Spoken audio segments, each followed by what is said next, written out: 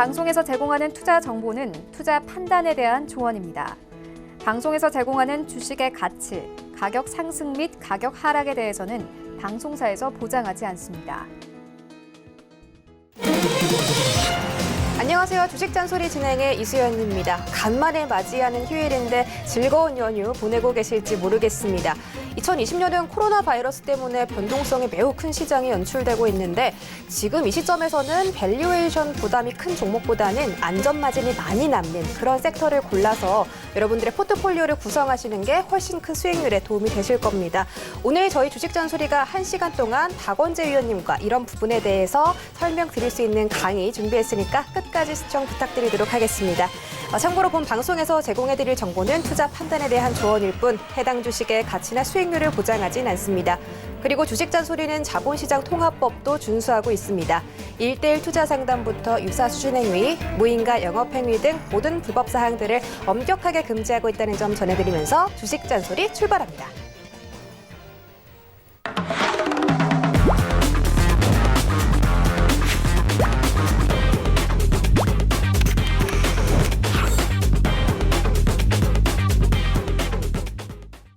네, 오늘은 박원재 위원님 모셨습니다. 어서 오세요. 네, 우리 박원재 위원님 하면 또 기업의 가치부터 시장의 흐름까지 정확하게 짚어내시고 바닥에 있는 종목 찾기로 유명하신 분이죠. 여러분들도 이 방송 외에 박원재 위원님과 함께하고 싶으신 분들은요. 노란톡 검색창에다가 서울경제 박원재라고 검색하고 들어오시거나 밑에 나가고 있는 QR코드 보이시죠? 휴대폰 카메라 오픈하시고 이 QR코드 비추시면 박원재 위원님과 장중에도 함께하실 수 있는 톡방에 입장 가능하십니다. 이 점 먼저 챙겨드리도록 할게요. 그리고 요즘 시장에 8월 달에 참 변동성이 많았습니다. 그간 좀 상승을 해오다가 저번 주 금요일 날 코스피 코스닥 큰 조정이 나왔는데 이런 시장은 어떻게 보세요? 네. 시청자 여러분 편안한 휴일 오후 보내고 계십니까? 지난주 금요일 날 장이 제법 거친 조정을 받았습니다. 아마 내일부터 출발하는 이번 주 장세에 대해서 여러 가지 걱정들을 많이 하면서 휴일을 보내셨을 것 같은데요. 결론부터 말씀을 드리면 크게 걱정하지 않으셔도 될 것 같습니다. 주가 지수가 움직이는 게 굉장히 좀 막연하죠.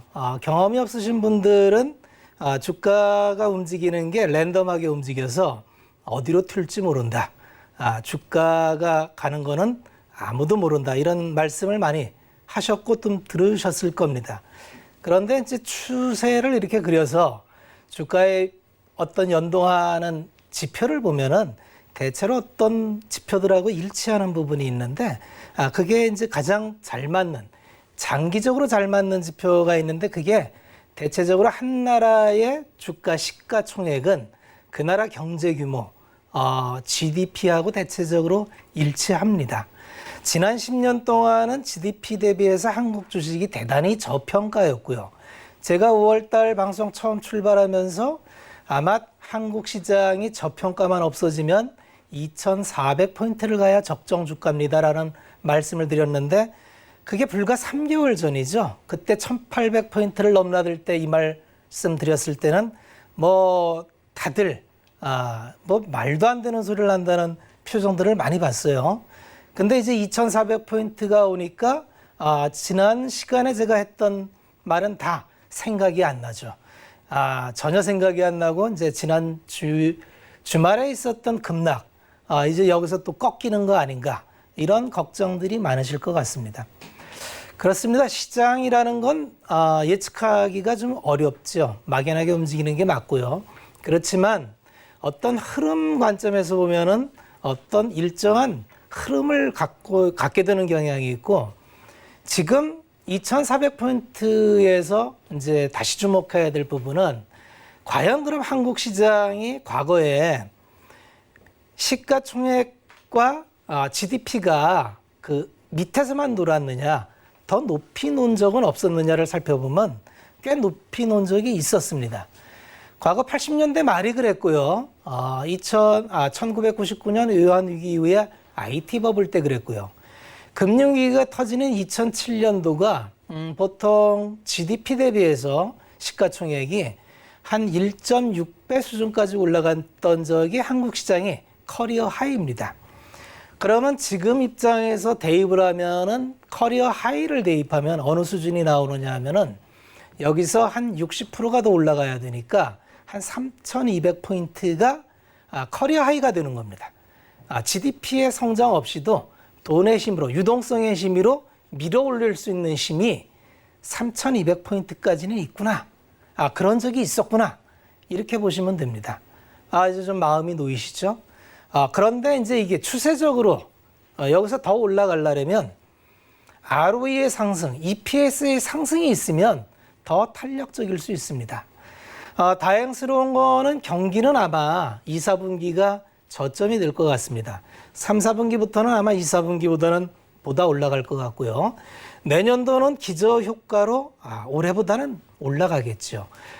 생각한 데는 조금 더 생각한 것보다 올라가는 것 같고요. 2, 4분기 실적도 이제 지난주에 다 발표를 했습니다만 생각한 것보다는 나쁘지 않았던 것 같습니다.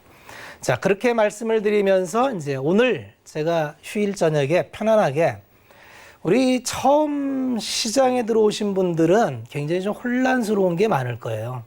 주식시장이 대단히 거칩니다. 왜 거치냐 하면 변동성이 있기 때문에 그렇습니다.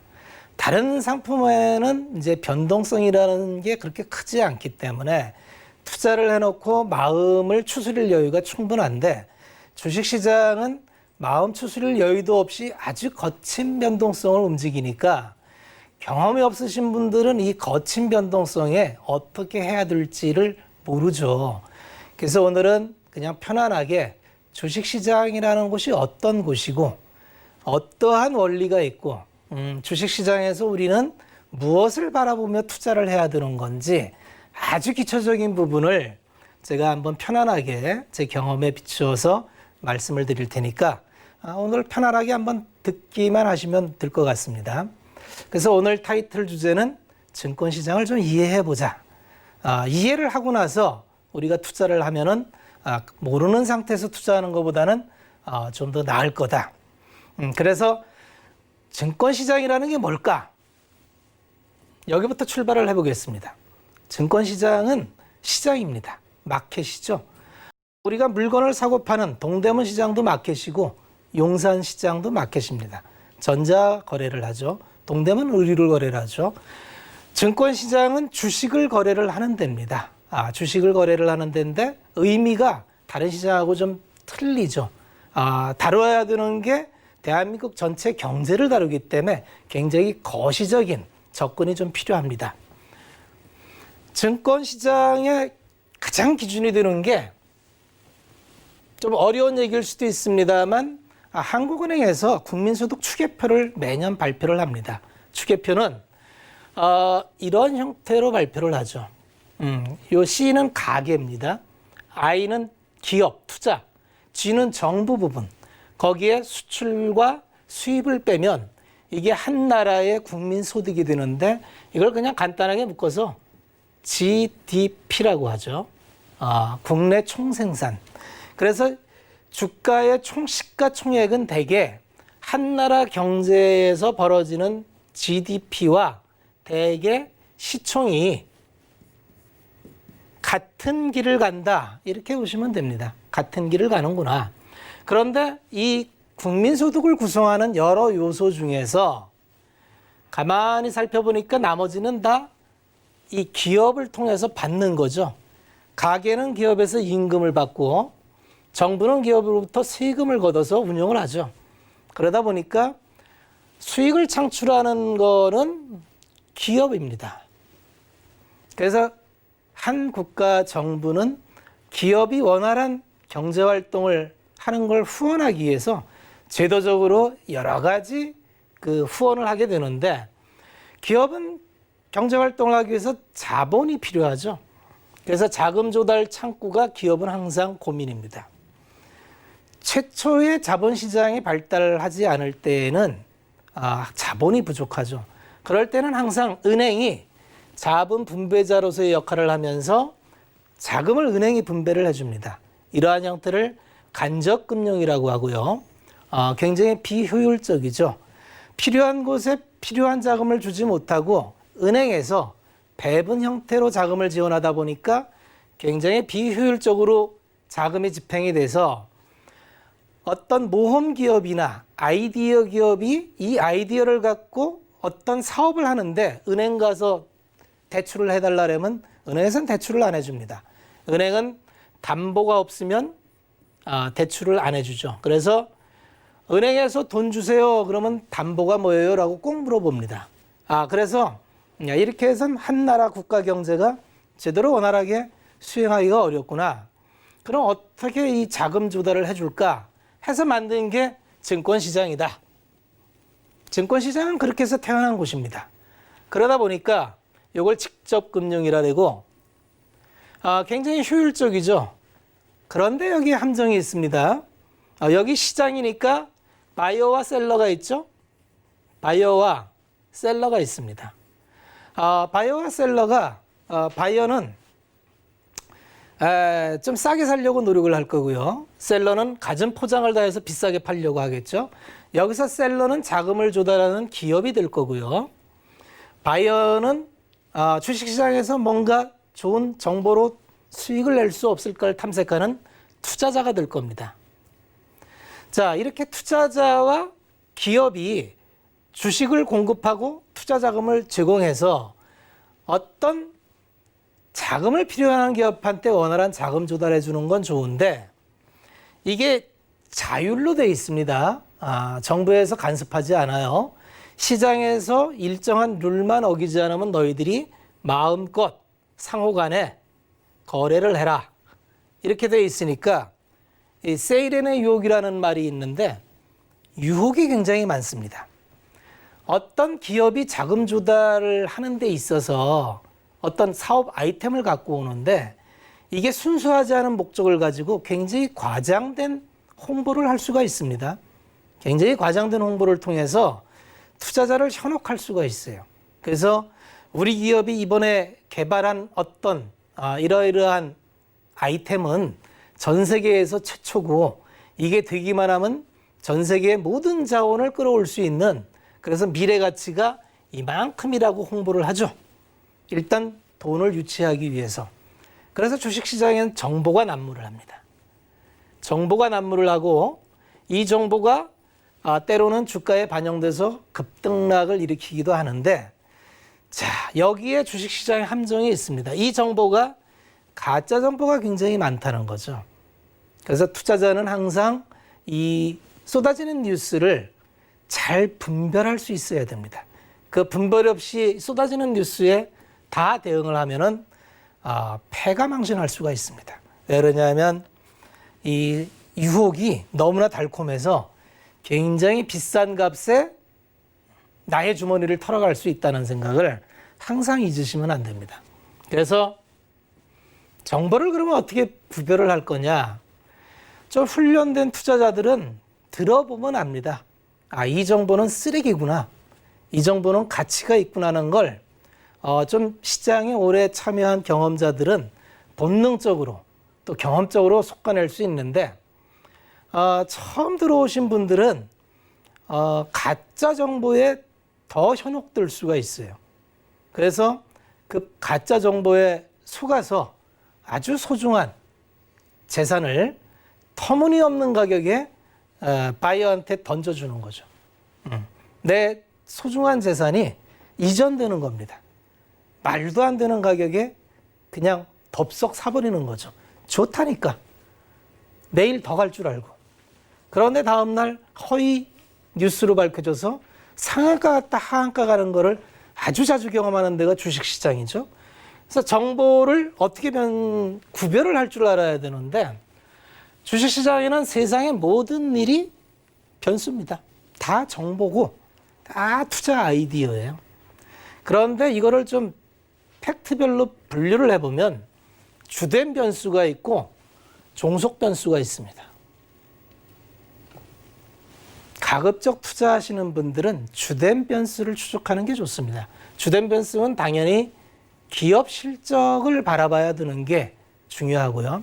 제가 방송에서 매일 말씀을 드리는 EPS라는 게 주된 정보입니다. EPS라는 거는 어떤 기업이 한 해에 수익을 냈는데 발행 주식으로 나누면 그게 주당 순이익이 됩니다. 이 주당 순이익을 근거로 해서 기업 실적을 추정하면은 그렇게 잘못된 일을 가지가 않습니다. 그런데 때로는 이 기업 실적보다도 훨씬 중요한 변수로 작용하는 게 있는데 그게 돈입니다. 돈의 힘. 제가 왜 강세론자로서 계속 이 시장이 굉장히 오래 갈 겁니다라고 말씀을 드리는 이유가 어떤 시장에서 그 시장에 돈이 들어가면 그 시장은 무조건 자산 가격이 오르게 되어 있습니다. 자산은 돈으로 가격을 결정합니다. 그래서 어떤 자산 시장에 돈이 들어가면은 자산 가격은 오릅니다. 돈이 빠져나가면 자산 가격은 떨어지죠. 상식입니다. 지금 시장은 이 주식 시장에 돈이 들어오는 시장이죠. 왜 그러냐면 전 세계의 중앙은행에서 금융위기, 코로나 위기를 극복하고자 엄청난 통화를 발행을 해놨죠. 이 발행한 통화가 금리가 제로다 보니까 갈 곳이 주식시장밖에는 없어서 국내에 벌써 개인 투자자가 지난 주말 기준으로 해서 아마 46조를 매수를 했을 텐데 예탁금도 51조예요. 100조가량이 올 들어서 개인 자금이 주식시장으로 들어왔습니다. 여기서 이제 그동안 외국인 투자자나 기관 투자자의 도움이 없이 못 간다는 말씀인데 돈에는 꼬리표가 없습니다. 시장에 돈 들어오면은 그 돈인 어떤 돈이든지 관계없이 자산시장을 밀어 올리는데 시장의 구조를 보면은 지금은 외국인에 대해서 외인은 사실은 너무 비중이 많아요. 국내 시장에. 외인이 이렇게 비중이 커진 게 자본시장 개방을 국내 시장은 92년도에 했는데 그때는 5%부터 개방을 했어요. 전면 개방을 한 게 아닙니다. 중국이 지금 금융시장 개방을 하려고 했는데 아마 이 한도를 몇 프로로 할지가 초미의 관심사고요. 우리 시장은 5%로 개방된 시장이 바로 직후에 97년에 아시아 금융위기 때 우리는 IMF 때 그 외환 위기를 맞죠. 외환 위기를 맞으면서 IMF하고 협상을 할 때 아주 불리한 조건으로 자본시장 개방을 합니다. 그래서 97년에 전면 개방을 합니다. 자본시장을. 가장 쌀 때 전면 개방을 해놨더니 외국인들이 이때 저가에 대한민국 대표 기업들을 다 샀죠. 이때 우리나라의 국부가 외국인한테 다 넘어간 겁니다. 이때 외국인 비중이 이제 30%대로 넘어서면서 지금까지 계속 외국인 투자 비율이 30%대를 유지를 하는데 개인적으로 외국인 지분이 너무 많습니다. 이게 한 20% 수준 정도면 좋아요. 이렇게 급격히 줄지는 않겠지만 이 부분을 개인 투자자가 이번에 좀 채워줬으면 좋겠어요.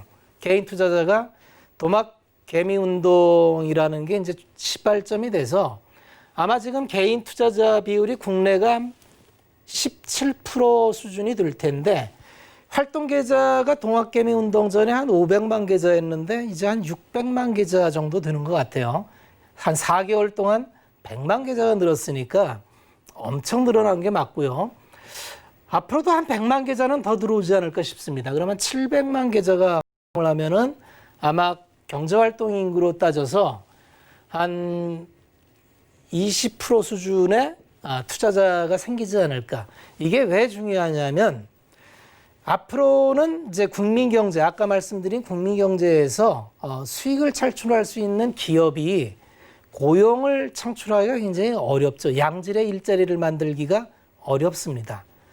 그래서 그 밖에 어디 곳에서 부가가치를 창출을 해야 되는데 자산시장이 우리 대한민국 시장은 그동안 부동산 중심으로 50년 동안 이루어지다 보니까 굉장히 자산 구조가 언밸런스합니다. 지금 주거 부분의 시가총액이 아마 5천조 될 겁니다. 5천조가 될 거고 주식시장은 지금 2천조고요. 2,000조가 되는데 제 개인 기억이 맞다면 아마 주거 부분의 시가총액이 아마 금융위기 2008년 이때 아마 2,500조 수준으로 제가 기억을 해요. 10년 동안 주택 가격이 100%가 오른 거죠. 그러면 이 돈을 어디서 밀어 올렸느냐? 은행에 대여 계정을 보면은요, 대한민국 은행의 대출의 60%가 주택담보대출입니다. 기업들한테 경제활동을 위한 대출을 하는 게 아니에요. 기업들은 지금 은행 대출을 쓰지 않습니다. 기업 대출을 멈추고 은행은 그동안 계속 주택담보대출을 한 거예요. 그래갖고 아파트값만 올렸어요. 이런 경제가 무슨 활력이 있겠습니까? 뭐 꼭 주택시장이 오르는 걸 부정적으로 말씀드리는 게 아니라 이건 그냥 비용입니다. 비용. 이게 빨리 그 선순환 구조인 기업 쪽으로 자금이 들어가서 새로운 부가가치를 내는 활력을 갖는 그런 쪽으로 자금 대출이 이루어져야 되는 게 맞는 거고요. 그래서 다시 한번 말씀드리지만 지금은 주된 변수가 통화량이 굉장히 주식시장으로 들어오고 있고 기업 실적은 내년부터 지금이 올해가 바닥일 거고요. 지금이 바닥에서 올라갈 거고 환율은 달러 인덱스가 계속 떨어지고 있죠. 이머징 쪽으로 유리한 환경이 들어오고 있고요. 금리는 제로 금리가 향후 2년 동안은 유지될 것 같다. 이보다 더 좋을 수가 없습니다. 주된 변수가 주식시장에 이보다 더 좋기가 어려울 만큼 좋습니다.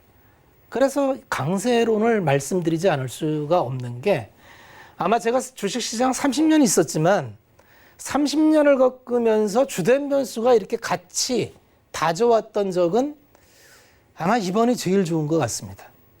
그만큼 이번 시장 강세는 생각보다 길고 오래 갈 것 같습니다.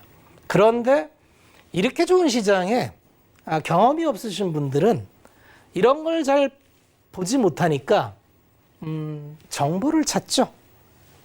야, 좋은 정보가 어디 없을까? 내일 급등할 정보, 내일 어떤 쪽집게도사, 부채도사를 찾는 것 같아요. 급등주를 알려줄 만한 거, 이런 거를 지금도 쫓아다니죠. 그래서 다 정보를 찾습니다. 뉴스 이런 것만 찾고 다녀요. 그게 과연 성과가 날지, 장이 좋을 때는 이것도 뭐 일정 부분 성과가 납니다만 말씀드린 대로 이 주식시장이 가장 힘들어하는 변동성이라는 거, 여기에 아마 변동성에 짓눌릴 확률이 많습니다. 급등나가는 주식을 쫓아다니는 건 굉장히 심리적으로 어렵습니다. 그래서 어떤 정보를 들었을 때 되게 꿈을 얘기를 하죠. 어떤 이런 기업이 갖고 있는 꿈, 이걸 엄청나게 되게 정보라는 게 그렇습니다. 꿈의 크기를 얘기해요. 그런데 반드시 분별하셔야 될 게 이 확률을 보시라는 거죠. 그 꿈이 이루어질 확률이 1이라면 꿈이 100이라도 그냥 1입니다. 1. 100을 볼 게 아니라 1을 봐야 되는 거죠. 그러면 우리는 밸류를 할 때 셀러는 100을 얘기하지만 바이어는 1을 볼 줄 알아야 됩니다. 이 꿈을 그대로 믿어서는 안 된다는 거죠. 그래서 이 변동성을 견디기 위해서는 기본적으로 전략을 기업 실적에 연동하는 전략을 사용하셔야 됩니다. 그리고 시장은 변동성을 추구를 하기 때문에 금요일 날 저희 회원방에는 제가 문자를 드리기를 이렇게 거친 조정이 나왔을 때 평소에 사고 싶었던 종목을 편입하는 기회로 삼으시면 좋습니다라는 말씀을 드렸습니다. 항상 주식시장은 오르고 내립니다. 그러면 내릴 때 사야 되죠. 왜 항상 비싸고 높은 가격이 좋아 보이니까 그때 사는지, 제가 상담을 쭉 진행을 하다 보면 대체적으로 높은 가격에 샀습니다. 높은 가격에 샀어요. 높은 가격에 사면 그만큼 굉장히 불리해지는 거고요. 그래서 평소에 시장을 하루에 9시부터 3시 반까지 그때 호가를 보고 들어가는 게 아니고 평소에 이렇게 주말에 휴일날 매수 리스트를 쭉 작성해 뒀다가 이렇게 급락하는 날 내가 다 준비된 기업이니까 싸게 살 수 있는 거죠. 그래서 항상 물건은 세일 때 사야죠. 주식도 마찬가지입니다. 물건은 세일 때 사라. 폭락할 때 사고 싶은 종목을 사야 굉장히 유리한 포지션을 차지할 수 있습니다. 자, 아까 말씀드린 대로 영업이익은 이렇게 쭉 대한민국 기업이 올라왔죠. 주가 추이도 대체적으로 영업이익 올라온 만큼 올라옵니다. 이걸 믿으셔야 됩니다. 왜 우리가 EPS 추정을 하느냐 하면 EPS가 올라가면 주가는 올라가더라. 이게 경험적으로 다 나와 있고 EPS 추정을 정확하게 하기만 하면 내가 투자하는 기업의 주가는 연말 내년도에 반드시 오른다는 그런 믿음을 가져야 됩니다. 그래서 좀 어려운 얘기지만 투자하시는 분들이 이제 좀 자꾸 편한 것만 찾으세요. 편한 것만. 그래서 정보를 찾죠. 그런데 투자는 편하지 않습니다. 편한 길이 없어요. 좀 고된 길을 해야 되는데 선학습이 필요합니다. 기업의 성과표를 읽는 재무제표를 최소한도로 매출이나 이익이나 어떤 비용 이런 부분 정도는 구별할 줄 알아야 돼요. 그래서 공시가 나왔을 때 지난 주말에 이제 2, 4분기 실적 발표를 다 했죠. 그걸 다 살펴봐야 됩니다. 굉장히 많은 기업이 2,400개가 다 실적 발표를 하는데 언제 봅니까? 봐야 됩니다.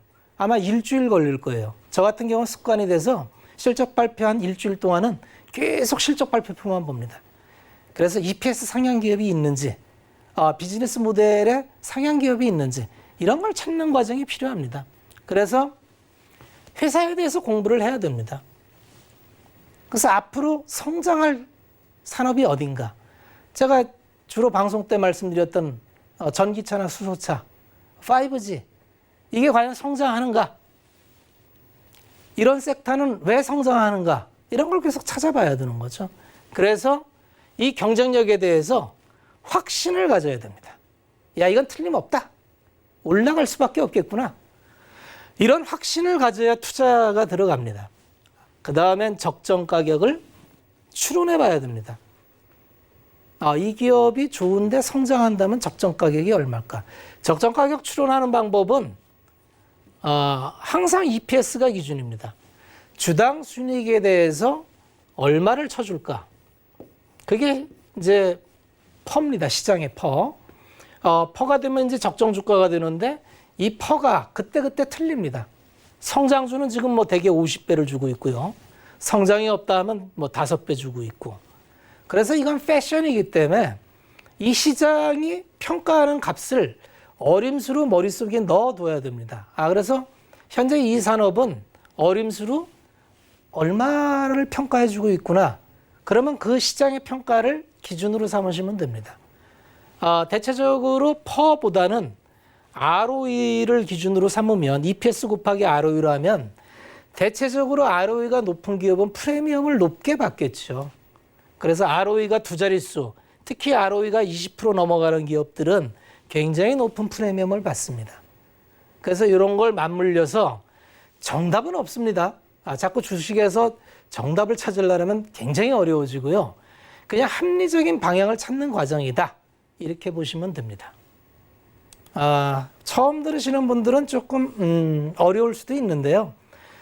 주식 투자가 절대 쉽지 않습니다. 쉽게 생각하는 자체가 좀 제가 볼 때는 함정이고요.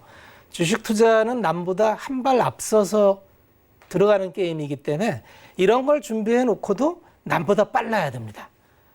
조금만 지체하면은 남이 선점해서 아주 불리한 가격에 들어가야 되기 때문에 그래서 이 적정 가격을 또 안전마진이라는 것도 방어막을 세워야 돼요. 이거는 대개 분할로 매매를 하면 해결이 됩니다. 그래서 한 번에 다 사지 말고 분할 매매하자. 그렇게 했다면 그 다음엔 나의 분석을 믿고 인내해야 됩니다. 사놓고 초보 투자자분들은 가격이 떨어지면 안절부절 못합니다. 더 떨어지는 거 아니야? 야, 어떻게 주식이 일주일에 30%가 빠질 수 있지? 아주 흔한 일입니다. 주식시장에서 변동성이라는 거는 그냥 일상으로 다가오는, 아무리 분석을 잘하고 들어갔는데도 시장이 폭락하거나 내가 생각한 가정이 달라졌을 때는 급변동을 맞습니다. 그래서 그런 거에 대해서 항상 마음의 준비를 하고 있어야 됩니다. 내 생각이 틀렸을 때 어떡하나. 그래서 플랜 B가 있어야 됩니다. 플랜 B가 반드시 있어야 되고, 요거는 분산 투자로 가능합니다. 그래서 한 종목에 몰빵하지 말고 적정하게 종목을 나눠두면 분산이 가능합니다. 그래서 별거 없습니다. 분산과 분할로 이런 체계적 리스크를 해치할 수 있고, 그 다음에 이제 가장 중요한 게 투자하시는 분들은 마음을 단련하는 훈련을 해야 됩니다. 만약에 이제 이런 변동성, 시세의 급변동에 굉장히 심장이 쫄깃거리고 심쿵하고 도저히 잠을 못 잘 만큼 견디기 힘들다면 대단히 죄송한 말씀이지만 주식시장하고는 좀 안 맞는 겁니다. 왜냐하면 시장은 항상 그럴 텐데 그런 마음으로 계속 투자를 이어가신다면은 투자 성과가 나기는 그렇게 쉽지 않아요. 그래서 사실은 주식시장은 좀 기질적인 것도 굉장히 중요합니다. 내가 생각한 게 맞다면 버틸 수 있는 힘, 이건 좀 기질적인 게 필요한 것 같아요. 그래서 본인이 나 주식시장에 좀 안 맞는 것 같아. 그러면 꼭 안 하셔도 됩니다. 주식시장을 뭐 꼭 다 해야 될 필요는 없으니까요. 그래서 그런 것도 한번 참고를 하시면서 시장을 한번 바라봐 보시자. 이렇게 말씀을 드리고 잠깐 좀 쉬었다가 할까요? 네, 지금 박원재 위원님께서 주식시장에 임하는 투자자로서 어떤 마음가짐을 가지고 투자를 해야 하는지에 대해서 설명해 주셨습니다. 그리고 중요한 말씀도 많이 해주셨는데 시장에 정답은 없다, 합리적인 방향을 찾아가는 거다라고 말씀해 주셨습니다. 자기만의 기준을 가지고 주식을 해야만이 좀 더 안전하게 그리고 마음 편안하게 주식할 수 있기 때문에 이런 부분들, 멘탈적인 부분까지 박원재 위원님과 장중에 함께 보고 싶으신 분들은요. 노란톡 검색창에 서울경제 박원재라고 검색하고 들어오시거나 밑에 나가고 있는 QR코드, 휴대폰 카메라로 이 QR코드 비추고 들어오시면 장중에도 이런 다양한 이야기들 들으면서 안전하고 편안하게 수익 내실 수 있을 겁니다. 많은 참여 부탁드릴게요. 그럼 저희는 다시 강의 들어보도록 하겠습니다. 네, 한번 이어서 가보겠습니다. 자, 여기에 이제 어떤 책에서 제가 카피를 해 놓은 건데, 일반 투자자와 주식형 부자의 뇌구조 이렇게 했는데 아주 그럴듯합니다. 한번 시청자분들도 나의 뇌구조가 어디에 치우쳐 있는지 한번 보시기 바랍니다. 보통 일반 투자자, 초보 투자자분들이죠. 경험이 없으신 분들은 대개 이러한 형태로 반응을 합니다. 제가 경험해 보니까 정말 그런 것 같아요. 대개 급등주를 추격 매수하죠. 상담 받아 보니까 대개 왜 이렇게 전부 높은 가격에 사셨는지 대개 급등주를 추격 매수합니다. 그리고 내 시장에 대한 종목이나 기준이 없으니까 부안해동하고 남의 말 듣고 루머를 좋아해요. 남이 말하는 걸 자꾸 듣고 싶어 합니다. 전문 투자자들은 남의 말은 듣되 항상 의심을 하는데 초보 때는 듣고 싶은 말만 듣죠. 그래서 아주 남의 말에 혹하기를 잘합니다. 그리고 올인입니다. 분할이라는 게 없어요. 그냥 한 번에 다 몰빵을 하죠. 그 다음에 유행이나 인기주가 항상 관심입니다. 그래서 네이버 검색창에 검색 상위수, 인기주 이런 게 관심주고요. 내일이 없죠. 단기 투자입니다. 오늘 5% 먹었으면 대성공이죠. 야, 오늘 5% 먹었어. 너무 잘했어. 너무 만족해합니다. 그래서 항상 단기적 관점이고, 주가는 뭐 절대 평가라는 게 없죠. 목표 가격이 없고 적정 가격을 모르니까 상대 평가입니다. 야, 이게 어제 얼마였는데 오늘 얼마야? 야, 어제 30만 원이 어떻게 오늘 20만 원이 되지? 항상 상대평가. 어제, 지난주, 한 달 전의 가격하고만 비교합니다. 이 기업의 적정 가격은 생각해 본 적이 없죠. 그래서 항상 차트만 봅니다. 차트 보면 다 될 것 같아요. 이게 뭐 패턴이 나오고, 봉이 나오고, 거래량 세 가지만 조합하면은 미래가 다 보일 것 같습니다. 대개 이제 이렇게 하시지 않을까. 전문 투자가 제 주변에도 이제 펀드 매니저 출신들이나 30년 있으면서 주식으로 일가를 이룬 친구들이 많이 있습니다만, 이 사람들의 뇌구조는 이렇게 합니다. 독자적 판단을 합니다. 남의 말 듣지 않습니다. 남 자꾸 얘기하는 거 좀 시끄러워해요. 그리고 자기 기준을 가지려고 노력을 합니다. 그 다음에 폭락주 매수하는 걸 아주 즐겨합니다. 떨어질 때 좋아해요. 야, 드디어 사고 싶은 종목을 살 수 있겠구나. 그 다음에 시점이 좀 깁니다. 다음 분기, 다다음 분기에 좋아질 것 같은데, 야, 내년엔 틀림없이 좋아질 것 같은데, 시점이 좀 깁니다. 그 다음에 남들 얘기하는 주식 별로 안 좋아합니다. 야, 이거 남들이 모르는 것 같은데, 나만 알고 있는 것 같은데, 이거 틀림없이 올라갈 것 같아. 야, 좀 빨라서 얼마나 기다려야 될까? 이런 게 고민입니다. 그 다음에 주가의 절대평가, 적정 가격을 항상 생각합니다. 이 기업의 적정 주가를 얼마를 쳐줘야 좋을까?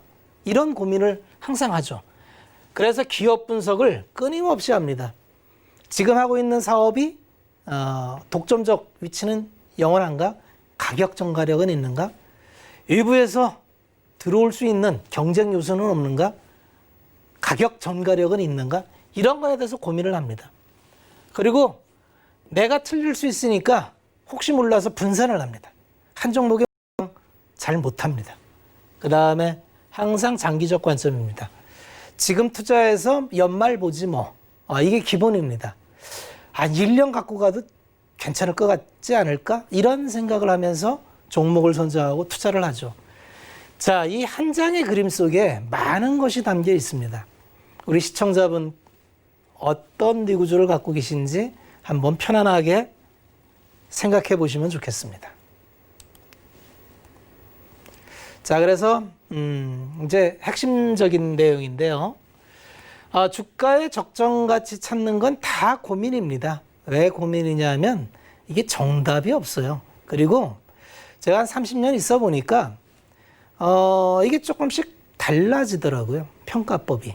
어떤 때는 뭐 PBR을 중시했다가, 어떤 때는 매출을 중시했다가, 어떤 때는 그냥 펄을 중시했다가, 이렇게 좀 패셔너블하게 자꾸 변해요. 요새는 PDR이라고 하죠. 꿈의 크기에 비례한다는 얘기를 또 하죠. 어쨌든 주가를 정당화시키기 위한 어떤 투자 지표를 찾으려는 노력은 끊임없이 이루어지고요. 그런데 제가 경험해 보니 어떤 순간에도 변하지 않는 건 역시 EPS더라. 기업의 수익을 베이스로 가면은 크게 흔들리지 않습니다. 그래서 EPS를 중심으로 평가를 하고 뭐 굉장히 평가 방법이 많습니다. 그걸 다 알 필요는 없습니다. 뭐 미래가치 평가법이니 뭐 이런 거 그런 거 공부할 필요 없습니다. 그냥 이 기업이 버는 기업을 베이스로 해서 얼마의 프리미엄을 줄 거냐. 이게 핵심입니다. 이거를 어떻게 줄 거냐가 이제 결국은 관심인데 경험에 의해서 줄 수밖에 없습니다. 계속 말씀드리지만 정답이 없어요. 요새 굉장히 뜨고 있는 주도주들은 지금 전부 50배입니다. 바이오시밀러도 50배, 2차 전지도 50배, 5G는 뭐 상대적으로 좀 그보다는 덜 되고요. 뭐 새로 시작하는 수소차도 50배. 50배가 싼가요, 비싼가요? 라고 묻는다면 정답이 없어요.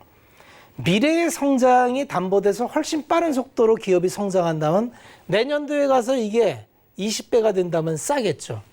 그런데 성장이 지체돼서 내년도에도 성장이 그대로다. 그러면 50배는 굉장히 비싼 가격이겠죠. 결국은 미래에 대한 얘기고 그 미래는 아무도 모르기 때문에 지금 시장에서 통용되고 있는 기준, 그걸 기준으로 삼으시면 됩니다. 다만 중요한 거는 주도주를 분석할 줄은 알아야 됩니다. 그래서 항상 주도주를 잡을 줄 알아야 되고 그 주도주의 적정 가격은 그냥 시장에서 인정해 주는 걸 적당히 따라가면 되더라. 그게 제가 드리고 싶은 말씀입니다. 중요한 거는 진입장벽이나 독과점이 있는 기업, 이런 기업은 생존을 합니다. 어떤 외부 환경이 바뀌어도 생존을 하고 이런 기업은 쉽게 무너지질 않죠. 그래서 어떤 기업 분석, 기업 본연의 경쟁력 이런 거를 찾는데 굉장히 좀 노력을 더 하시는 게 좋을 것 같습니다. 두 번째는 이제 자산가치, 청산가치인데 이게 사실은 이번 코로나19 이전에 2017년까지는 대한민국에서 가장 잘 먹히는 지표가 이 PBR 지표였습니다. 그래서 2000년 초중반에 가치 투자자 1세대 하시는 분들이 대체적으로 돈을 번 게 이걸로 벌었어요.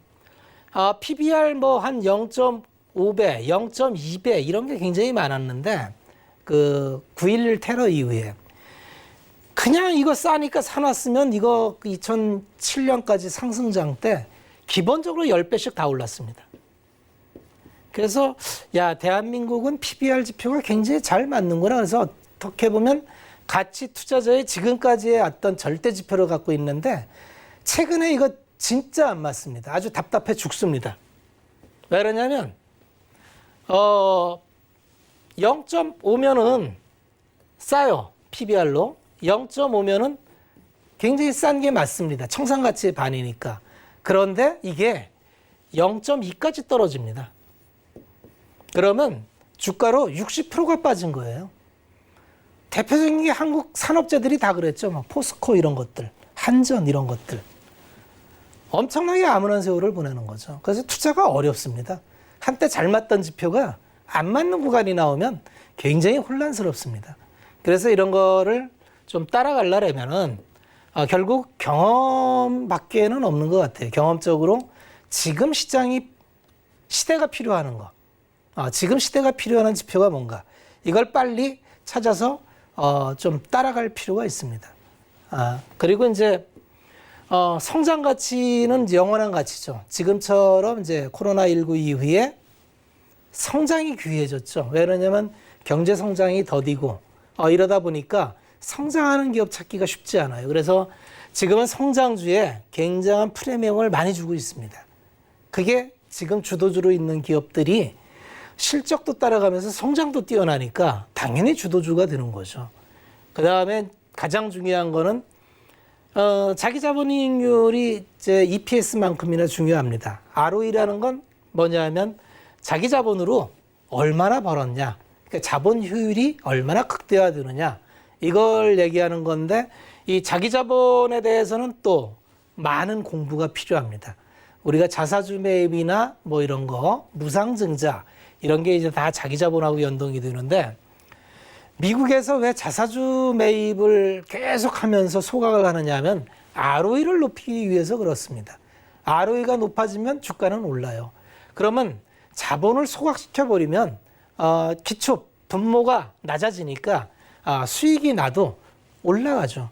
그래서 미국 기업이 꾸준히 10년 동안 자사주 매입을 통해서 올렸는데 아마 이번에 이제 민주당이 집권을 하면은 자사주 매입을 금지시킨다 그러죠. 사실 좀 넌센스입니다. 기업이 미래를 위해서 투자를 해야지 주가 올리기 위해서 자기 주식을 사서 매입하고 소각하는데 돈을 다 썼어요. 지난 3년 동안에 초호황 기간 동안에 벌어놓은 돈을 다 자사주 매입 소각해 썼다는 거예요. 미국 기업들이 돈이 없어요. 사실 이것도 좀 주식시장의 아이러니인데 그래서 이런 복잡게 주식시장은 굉장히 생각할 게 많고 복잡한 게 많은데 본질만 보자. 그래서 ROE 높은 기업을 찾아가면 크게 문제가 없겠다. 이렇게 말씀을 드리겠습니다. 오늘 드리고 싶은 말씀이 좀 많았는데 시장이 이제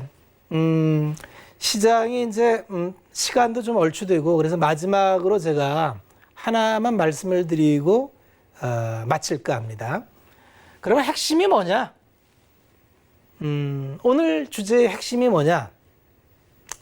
이겁니다. 추세 추종 전략이에요. 어떤 시장은 제가 경험해 보니까 어떤 주기적으로 거대한 흐름을 만들면서 갑니다. 그래야 돈을 끌어모을 수 있어요.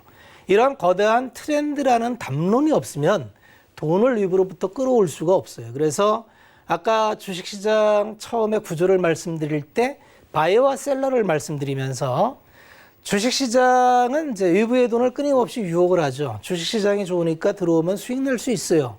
그러려면 어떤 트렌드를 만들어야 됩니다. 사람들이 이거 맞아? 라는 트렌드. 그게 지금 신산업이죠. 신산업이 지금 굉장히 왕성하게 시작되고 있고요. 그런 트렌드가 돈의 힘과 같이 어우러질 때 굉장히 큰 시세를 냅니다. 그래서 비즈니스 구조를 꼭 이해하시려고 노력을 하셔야 됩니다. 이 기업의 비즈니스 모델은 왜 될 수밖에 없는가? 단순한 거. 이거를 반드시 이해하려고 노력을 하셔야 되고, 그 중에서 이게 죽을 줄 알았는데 살아나는 기업을 찾으면 그게 대박주가 됩니다. 그래서 이런 기업을 선별해서 잘 찾으면은 보통 한 100%에서 500%의 수익이 납니다. 최근에 뭐 이런 기업들 많이 있죠. 제가 방송에서도 많은 종목을 얘기했어요. 이미 100%, 500% 난 기업이 많이 있고요. 주식 투자는 하루하루 단타 쳐서 돈 버는 곳이 아닙니다. 이런 굵직한 트렌드를 내 재산의 상당 부분을 투자할 수 있을 때, 그래서 의미 있는 비중이 이런 트렌드 기업에 들어가서 100%, 500% 수익이 나야 내 자산이 한 단계 점프가 되고요. 이런 걸 구조적으로 한 3번만 이루어내면 우리 시청자분들도 주식시장의 슈퍼개미가 될 수 있습니다. 네, 오늘 강의 내용 정말 그냥 개미 투자자에서 슈퍼 개미가 될 수 있는 방법, 어떻게 하면 멘탈 관리하고 또 어떤 걸 살펴봐야 종목을 좀 가치적으로 판단할 수 있는지 중요한 말씀 들었습니다. 오늘 강의 함께 해주신 박원재 위원님 보내드릴게요. 오늘 고맙습니다.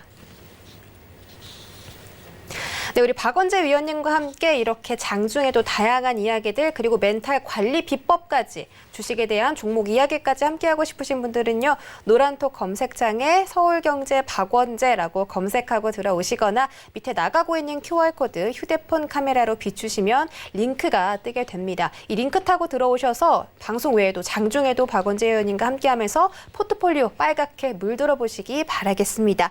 참고로 본 방송에서 제공해드렸던 정보는 투자 판단에 대한 조언일 뿐 해당 주식의 가치나 수익률을 보장하진 않습니다. 그리고 주식 잔소리는 자본시장 통합법도 준수하고 있습니다. 1대1 투자 상담부터 유사수 신행위, 무인가 영업행위 등 모든 불법 사항들을 엄격하게 금지하고 있다는 점 전해드리도록 하겠습니다. 내일부터는 다시 장이 열리는데요. 오늘 챙겨가신 내용들 기억하시고 새로운 마음으로 성공 투자하시기 바라겠습니다. 시청해주신 여러분 고맙습니다.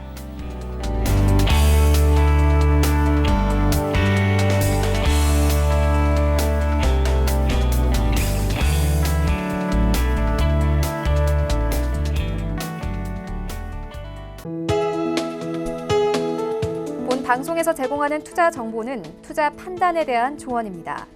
방송에서 제공하는 주식의 가치, 가격 상승 및 가격 하락에 대해서는 방송사에서 보장하지 않습니다.